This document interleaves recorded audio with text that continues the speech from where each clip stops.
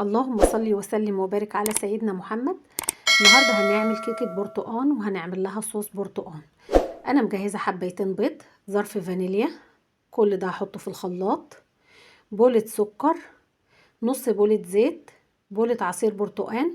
اذا حابه تبدلي البولات بكوبايات زي ما تحبي، اي حاجه تحبي تعايري بيها تمام. هضرب الخليط السائل كله مع بعضه، ومعايا بولتين دقيق هبدأ انخلهم. وبعد ما انخلهم هحط المكونات بتاعتي فيهم. انا هحط فيهم ربع معلقة ملح زي ما حضراتكم شايفين، معلقة كيك شيف كبيرة او بيكنج باودر زي ما تحبي او المتوفر عندك.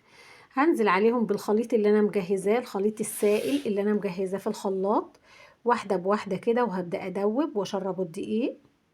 انا نزلت بالخليط كله وهبدأ ادوبه، وبعد ما ادوبه ويبقى كويس والقوام بتاعه، هشوف القوام اهو زي ما حضراتكم شايفين. انا هجهز الصينيه، هبطنها بزيت ومعلقه دقيق وهبطنها كويس، وبعد كده هنزل فيها بالكيكه بتاعتي وهاخدها واروح بيها على الفرن. انا مولعه الفرن من قبلها بشويه، وهدخلها الفرن وهنبدا نجهز الصوص بتاعها.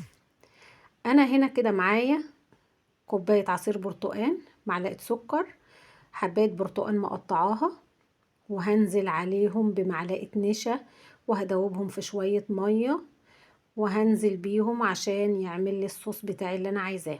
كده الصوص بقى جاهز زي ما حضراتكم شايفين. هاخده واروح على الكيكة. المفروض الكيكة كنت انا عملت فيها نغزات بالسكينة علشان تشرب الصوص بتاعها. ان شاء الله زي ما حضراتكم شايفين. ما تنسوناش في اللايك والشير والاشتراك. اشوفكم على خير ان شاء الله.